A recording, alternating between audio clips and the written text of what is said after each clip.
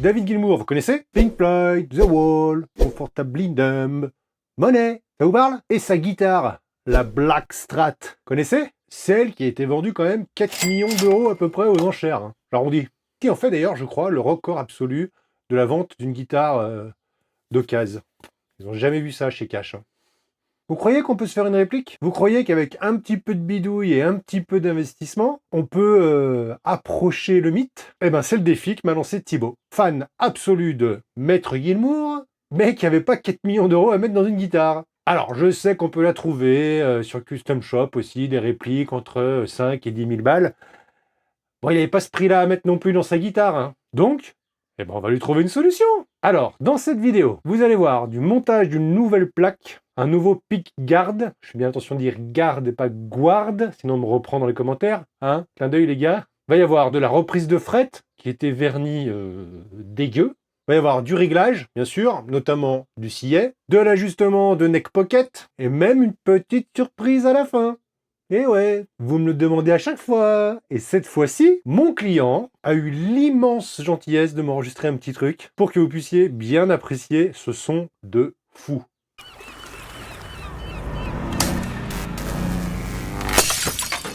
Salut à tous, je suis Franck et vous êtes sur la chaîne Pirate Custom Guitar. C'est la chaîne où on transforme des guitares en engins de rock'n'roll à 4 millions de patates. Enfin presque. Si ce genre de contenu vous intéresse, on s'abonne, on like, on commente, on partage. J'ai besoin de vous et vous et vous et vous pour faire exploser la chaîne, hein. Alors d'avance, merci, tous les petits moussaillons. Assez parlé, on y va! Bon, donc, pour bien remettre l'église au milieu du village, j'adore cette expression, je vais essayer de vous raconter, mais super rapidement, l'histoire de la Black Strat. Dans les années 70, Gilmour met la main sur une Fender Stratocaster Sunburst, de 69. En occasion, jusque-là, rien de foufou. Mais le petit coquinou décide direct de la pimper, pour finalement la transformer en une beauté noire, plus connue, sous le nom de Black Strat. Au fil du temps, Gilmour effectue des modifications techniques sur cette guitare emblématique. Il change le micro-manche pour un micro 1961 de chez Fender, pour un son plus velouté. Il met un sélecteur 5 positions pour avoir plus de polyvalence. Il crée un système de blocage du vibrato, hein, pour avoir un accordage plus stable. Et puis aussi pour pouvoir faire des bends de ouf lors de ses solos mythiques. Hein, tout le monde connaît ses solos. Voilà. Ah aussi, par exemple, il a réduit la tige de la barre vibrato, parce que ça le gênait, elle était trop longue, alors il l'a réduit. Voilà, pourquoi pas. Bref, avec toutes ces modifs, la Black Strat est vraiment devenue l'âme sonore de Pink Floyd. Et elle résonne sur des chansons ultra mythiques, hein, comme je vous ai dit tout à l'heure, Comfortably Numb ou Money, par exemple. Et au fil du temps, c'est devenu un petit peu le symbole du génie musical de Gilmour. Donc, vous l'avez compris, à la base, cette guitare, c'est déjà une histoire de pimp et d'upgrade pour mieux correspondre aux besoins de son proprio. Et moi, j'adore ça. Bon, assez causé, voilà ce que Thibaut m'a ramené. Une Strat, enfin un corps de Strat noir, une mexicaine, avec une touche érable, une plaque qui vient de chez France Guitar, on y reviendra, un jeu spécial Gilmour et l'entrée de jack. Il est un peu bricoleur, le jeune homme, il a déjà refait la défonce de l'électronique et tout passé à la peinture graphite. Beau boulot. Il veut que son vibrato soit flottant. Ok, comme dans l'exemple. Les frettes ont été vernies avec le manche, mais ça a été fait à la bourrin. Et bah du coup, ça déborde de partout. Vous voyez ? Donc il va falloir mettre un bon petit coup de propre sur tout ça. Bon donc, du coup, on lui fait quoi, cette chicanos là, hein? Eh ben, on va l'upgrader sensiblement. Et ça commence par une entrée de jack Switchcraft, hein.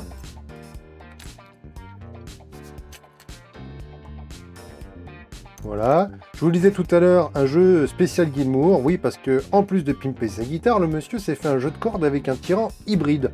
Exigeant le David, hein. Et on a cette magnifique plaque de chez France Guitar, réplique à celle du Custom Shop Fender. Alors là, attention les yeux, les amis. On est sur de la réplique de qualité. Le switch 5 positions, les 3 potards traditionnels volume tone et tone. C'est une grosse plaque en acrylique de 2,3 mm d'épaisseur avec une couche en cuivre épaisse. C'est bien fini, il n'y a aucune bavure, c'est très très propre.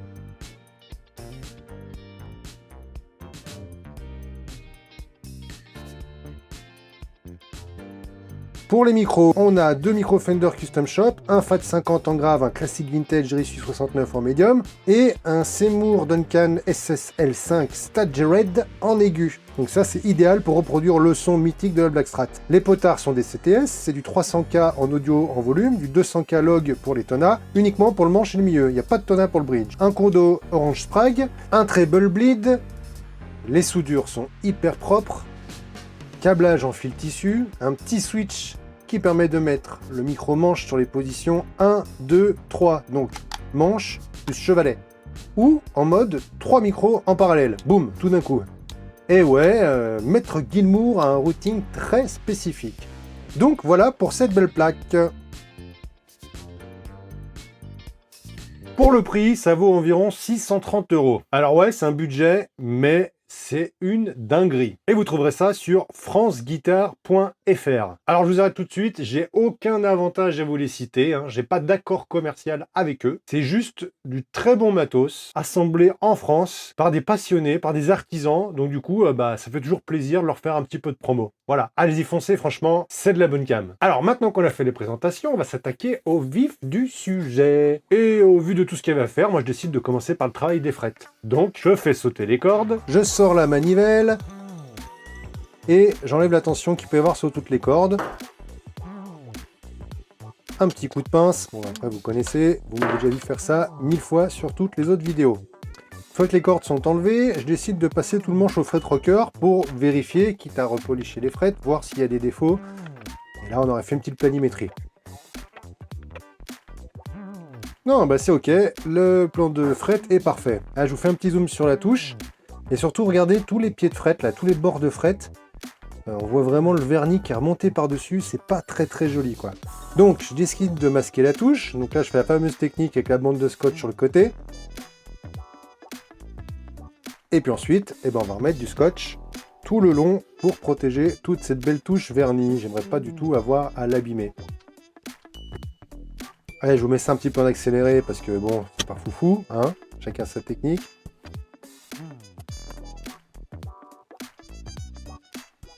Voilà, de plus près. Alors là, ça ressort vraiment. Vous voyez là, comme les frettes ressortent même jaunes pour certaines, tellement que elles ont été vernies.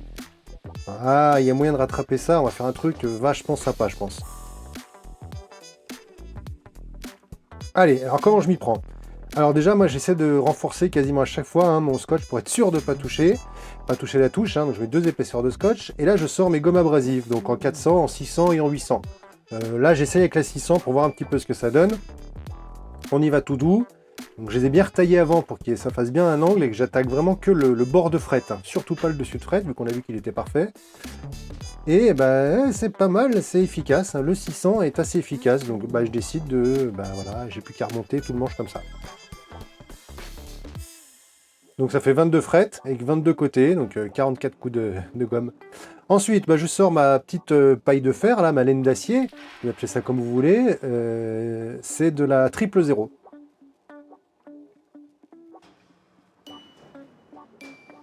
Bon oui, j'enlève bien sûr les copeaux de fer, alors faire hyper attention avec les vernis et avec l'électronique sur ça, bien nettoyer, aspirer à chaque fois.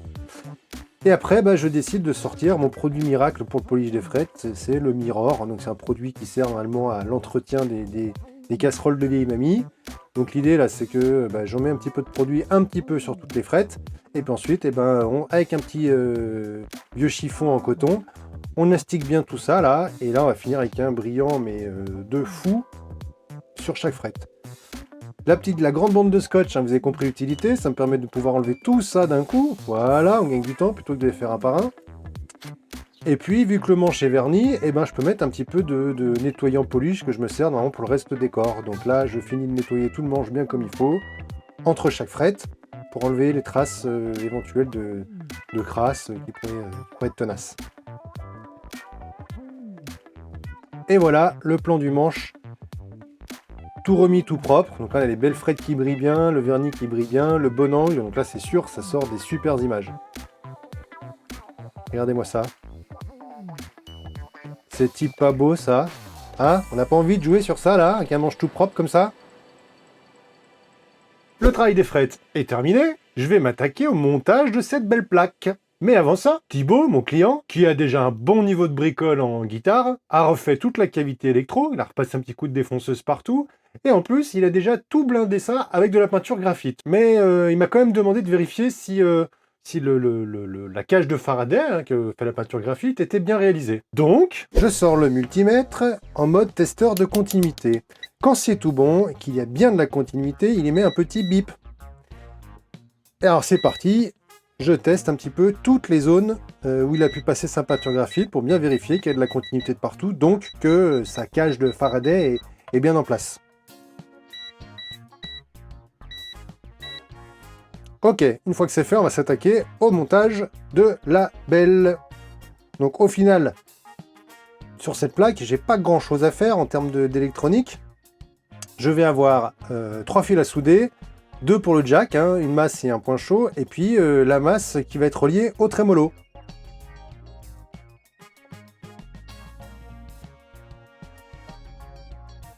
Alors le tout, c'est juste de bien faire passer ces 3 fils, donc celui de la masse du trémolo et celui de l'entrée jack,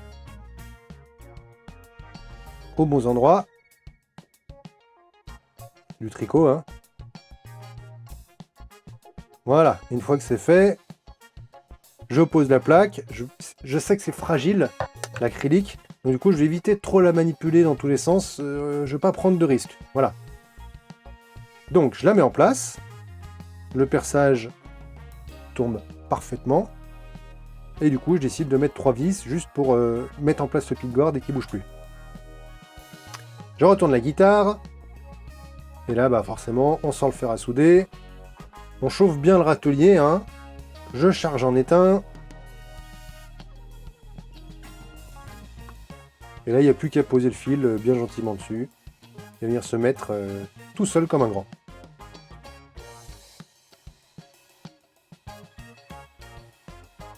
Voilà.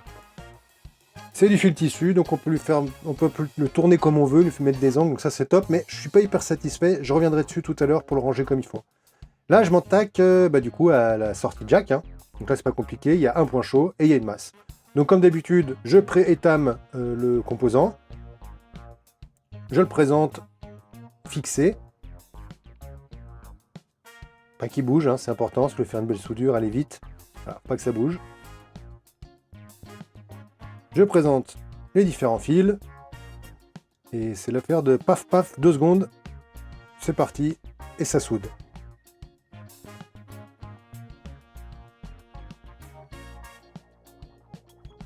Voilà, la masse c'est fait, le point chaud c'est fait. On souffle surtout pas sur ces soudures, hein. Vous allez les rendre blanches, et en plus, il y a des risques de casse derrière. Vous laissez sécher tranquillou. Donc on vérifie toujours que c'est bien fait, que ça a bien pris. Ok, ça me va. Je la remonte dans la petite cuvette, hein, prévue à cet effet. Donc c'est celle d'origine de la guitare, hein, d'ailleurs. Donc comme ça, elle est déjà un petit peu abîmée, un petit peu rayée. Mon client y tenait. Je redémonte le pickguard pour rentrer ce qu'il y a de trop en fil, quoi.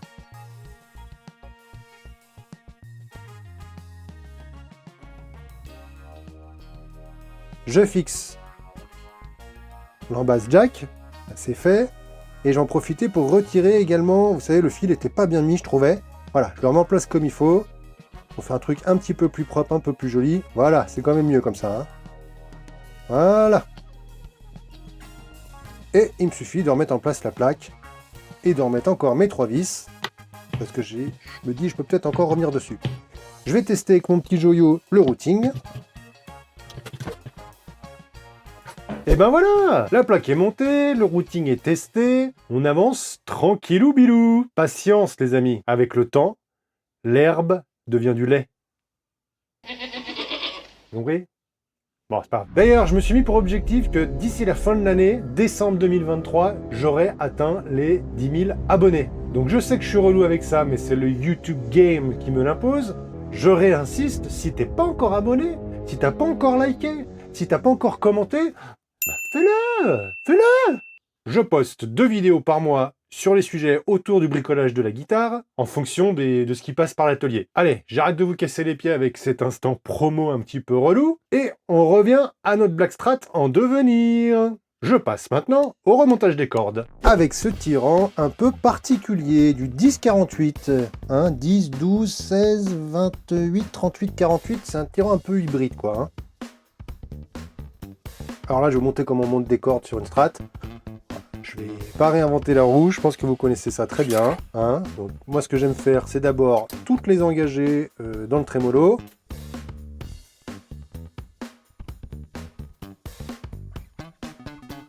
Voilà. Une fois que c'est fait, j'aligne. Ah si, bah ça peut être marrant pour vous, peut-être intéressant. Alignez toujours toutes vos mécaniques. Comme ça, c'est du temps de gagner pour après. Moi, j'aime bien faire ça. J'aime bien faire comme ça. Voilà. Toutes les mécaniques sont alignées. Voilà, comme ça. Je présente le mi-grave. Alors, je vérifie, boum, boum, boum, en tapant que c'est bien embuté sur le trémolo, pour avoir de mauvaises surprises. Je place la corde. C'est de la mécanique vintage. Donc, je compte 1, 2, 3, 2,5. À 2,5, c'est la bonne longueur pour couper la corde.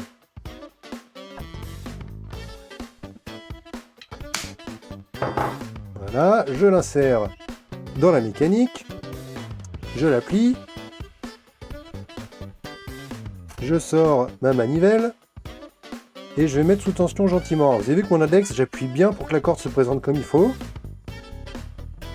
On passe des jolis enroulements. Et là maintenant, regardez, avec mon pouce, je commence à mettre un peu de tension pour qu'elle s'enroule directement avec un petit peu de tension. Voilà. Bon, je considère que la corde de mi est montée. Je passe au La, donc même technique. Je l'engage, je compte 2 mécaniques et demi. Je coupe. J'engage la corde. Je mets sous tension, je tourne la manivelle. J'essaie de faire des beaux enroulements. Voilà, c'est fait. Allez, corde de sol, toujours le même tralala. La mets en place, 1, 2 mécaniques et demi. Bim, impeccable. Je coupe. Je mets la corde en place, dans le string retainer. Et un joli roulement. C'est fait. La corde de... On est où là? Mi, La, Ré, Sol. La corde de Sol. La corde de Ré. Alors là, regardez, je repère où se trouve la corde. Et j'ai plus de mécanique après. Donc hop, je reviens. Et je compte 2 mécaniques. Alors un petit peu moins que 2,5 parce que là c'est les cordes plus fines. Donc il n'y a pas besoin d'en mettre trop non plus, sinon ça fait beaucoup de tours. Là je mets 2 à partir de Mi, La, Ré, Sol, Si et Mi. Je mets que 2 mécaniques de distance de rab. J'enroule tout ça. La corde de Mi. Elle est censée arriver ici. Je prends, je reporte. 1, 2 mécaniques. Je prends ma pince. Je coupe. Ouais, la Mi, je la fais toujours un poil plus longue quand même, histoire de pouvoir la plier, la mettre comme il faut la mécanique, et j'aime bien faire le premier tour comme ça, là, pour la lancer comme il faut, parce que c'est toujours un peu une galère cette corde. Voilà, comme ça j'ai déjà fait un premier tour, elle est en place, je la mets dans le string retainer, j'ai déjà mis un peu de tension, il suffit que je tourne avec ma manivelle, je vérifie avec le majeur que ça fasse des jolis enroulements, et voilà, elle est en place. Les cordes sont montées. Les cordes sont remontées, on va pouvoir passer en mode réglage maintenant. Et vous allez voir qu'il y a un peu de boulot quand même. D'autant plus que Thibaut m'a demandé de bien régler son vibrato en mode flottant, qu'il puisse autant pousser sur sa tige que tirer dessus. Alors attention, faut y aller quand même doucement quand on tire sur sa tige. On reste délicat et tendre. Et je commence par accorder la bête.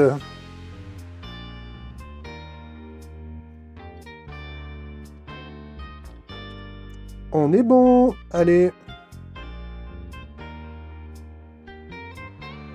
Ensuite, je vais vérifier comment se comporte le manche.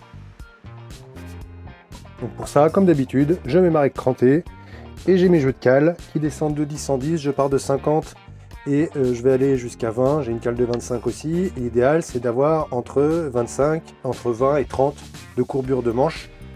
Là, je vais cibler le 25. Et voilà, et ben en fait le manche se comporte bien, mais c'était le même tirant qu'avant, donc le manche était déjà bien réglé. Parfait. Ensuite, je mesure l'action. Et wow, c'est encore plutôt haut quand même, hein. Ouais, on est assez haut quand même. Donc, il va falloir que je descende les pontets. Mais, et regardez, les pontets sont déjà réglés bien bas. Ah là là là là là là, c'est un casse-tête. On peut pas descendre plus bas avec les pontets. Comment faire?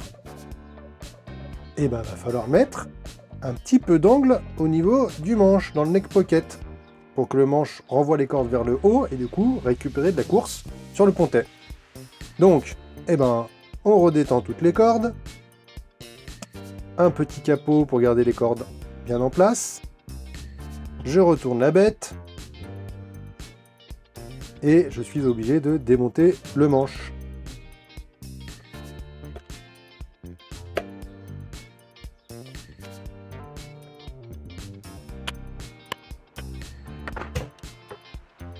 Voilà.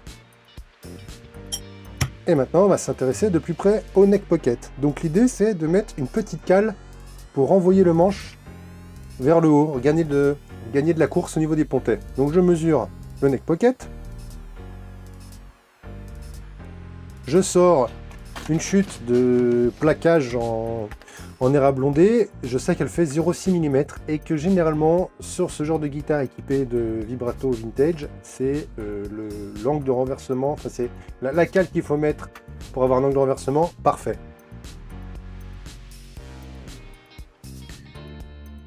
Je découpe ça soigneusement. Il est beau cet érable, hein. Il est bien ondé.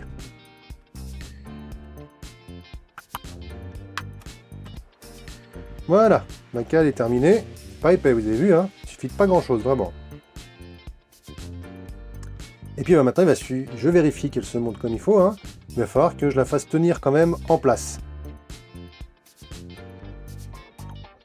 Donc pour ça, je me sors un petit peu de colle repositionnable, pardon. 2 petites pulvérisations par-ci par-là. Ça suffit amplement pour maintenir la cale en place et être sûr qu'elle ne bouge plus. Alors il y a plein de gens qui font des commentaires, oui mais tu vas perdre en sustain, tu vas perdre plein de choses. Ouais, les neck pocket, hein, regardez le trou qu'il y a là au milieu du neck pocket pour la peinture de la guitare, bon bah là vous perdez en sustain pareil, donc pour moi c'est un faux débat, mais si vous voulez en rajouter dans les commentaires, allons-y, hein, discutons entre nous de tout ça. Moi ma position c'est que ça change pas vraiment grand chose. Et vous en pensez quoi? Je remonte le manche.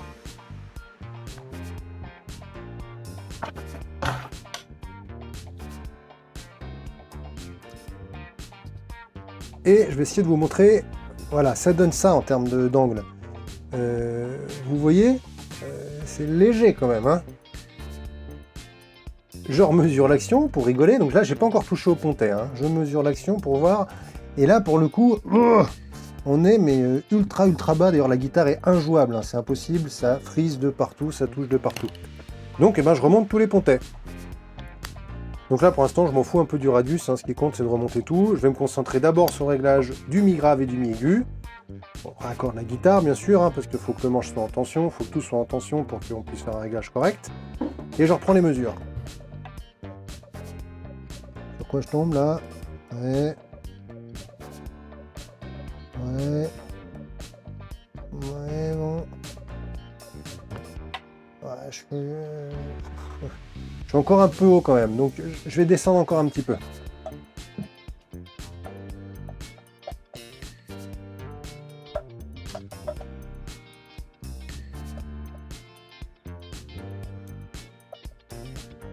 Je reprends la mesure.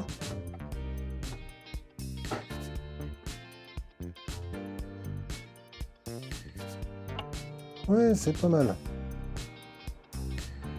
On commence à être un peu mieux. Mais c'est pas encore tout ça. Et ben après il va me rester plus qu'à faire tout le reste du radius pour pouvoir avoir les cordes bien réglées, le vibrato réglé bien au radius correctement. Donc le manche c'est fait, l'action c'est fait, on va aller jeter un petit coup d'œil au niveau du sillet. Généralement, d'origine, ils sont plutôt réglés bien haut. Alors, il y a plusieurs techniques pour vérifier son sillet et sa hauteur, hein. Avec des cales, avec des jauges, mais avec de l'expérience, on peut aussi le faire à l'œil. Et c'est cette technique que je vous présente aujourd'hui. Alors je commence par checker la hauteur des cordes à la première frette en frettant au niveau de la 3e case. Vous voyez, il y a quand même un sacré espace entre la corde et la frette. Ce que je vous disais, le scié est réglé assez haut d'origine. Alors, je détends la corde de mi, j'aime bien commencer par le mi. Je prends la ligne correspondante qui va bien. Il y a un super set musique nomade qui va avec, vous le voyez en arrière-plan. Un petit coup de propre. Je remets la corde à sa place. Il faut qu'il y ait quand même de la tension dans la corde, hein, donc n'hésitez pas à retendre un petit peu parce que des fois on peut se faire surprendre sans mettre de tension et du coup elle paraît plus loin que prévu et après ça frise. Ouais, je me suis rapproché, c'est pas mal, c'est pas encore tout à fait ça, donc je vais remettre un coup. Donc là, c'est avec cette technique là, comme ça à l'œil, on n'a pas de cale en butée hein, qui nous permet de nous protéger, donc il faut vraiment y aller tout doux, tout doux, tout doux, parce que si on descend trop bas, eh ben on est trop bas. Alors il y a des techniques pour remonter le scié, pour le bricoler, hein, mais je vous en parlerai peut-être dans une autre vidéo. Dites-moi d'ailleurs si ça vous intéresse que je vous parle de cette technique pour attraper un scié qui est trop creusé. Dites-le moi dans les commentaires. Voilà, le petit coup de propre, je remets la corde en place. Un petit coup en tension, hop. Qu'est-ce que ça dit? Eh ben là, on s'est sensiblement rapproché, c'est bien mieux. Donc là, vous avez compris l'idée, il faut faire ça pour chaque corde. Je sors la corde de là. J'ai un peu de tension. Voilà. Je vais chercher la lime qui va bien. Et c'est parti, j'usine le scié. Là, je passe en accéléré, ça paraît super simple, super facile, mais vraiment, j'y vais tout doux, je laisse travailler la lime, parce que ça peut aller très très très vite avec ces limes-là, elles sont hyper abrasives. Hein. Et on reteste souvent. Je remets en tension, et je suis satisfait, donc je peux passer à la corde d'après. Je prends la bonne lime, j'attaque le scié, je nettoie un coup, je vérifie.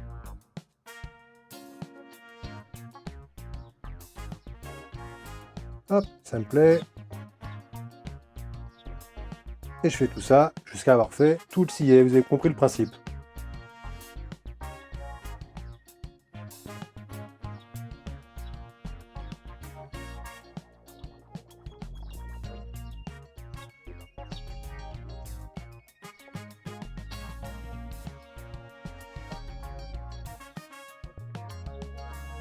Jusqu'à la corde de mi, et voilà, un scié qui a été repris tout bien, tout beau, tout propre.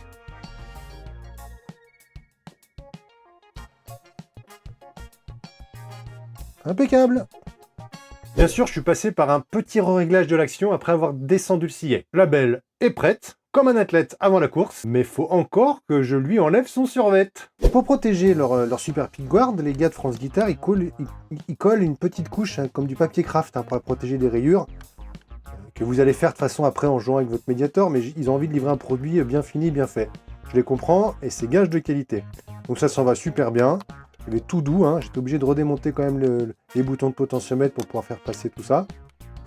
Mais ça s'enlève assez bien. Voilà, il est tout doux parce que j'ai pas envie de la rayer. Enfin, je veux pas que ce soit moi qui fasse la première rayure sur le pickguard, mais bien que ce soit mon client.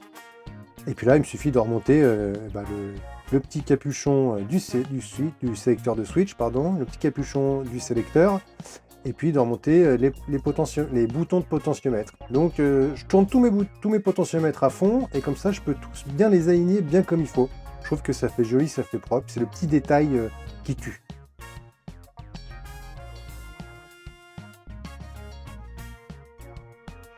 Et voilà, tout le monde est bien en place. Un petit coup de pinceau gentil pour enlever les petites micro-poussières qui pourraient rester. Et voilà, un plan de la belle montée terminée. Ça ressemble pas mal à la Blackstrat officielle. Hein. Ça ressemble pas mal. On est sur une base de Fender mexicaine et on a une plaque qui déchire vraiment tout. Moi j'ai hâte d'entendre ce que ça va donner. Hein. J'ai hâte de voir un peu ce que ça fait en termes de son. En tout cas, la réplique est quand même assez fidèle au modèle original. Bien mignonne cette petite, hein. Vous me faites souvent la réflexion qu'il manque des tests à la fin de mes vidéos pour illustrer ce que je vous raconte. Je comprends, bien qu'on puisse largement tricher maintenant avec toutes les simulations qui existent. Ah, je vous rappelle que moi déjà je suis guitar tech, je suis pas guitariste comme vous autres, donc mon niveau est ce qu'il est, quoi, voilà. Et en plus je suis gaucher, qui plus est. Donc ramenez-moi des guitares de gaucher, je vous ferai des tests. Vous me ramenez que des guitares de droitier, et je sais pas faire moi. Mais là, Thibaut, en plus de m'avoir amené sa guitare et de m'avoir fait confiance, a eu l'extrême gentillesse, parce que je lui ai demandé 1000 fois, donc j'ai dû le saouler à la fin, il a eu l'extrême gentillesse de m'enregistrer quelques petits bouts de trucs pour que vous puissiez vous rendre compte de ce que ça donnait en termes de son. Donc encore une fois, merci Thibaut pour ta confiance et merci d'avoir fait ce petit bout de vidéo. Hein. Je sais que tu n'étais pas forcément à l'aise pour le faire, donc encore une fois, mille merci. Je vous laisse avec lui et sa magnifique Black Strat et je vous dis à très vite les moussaillons.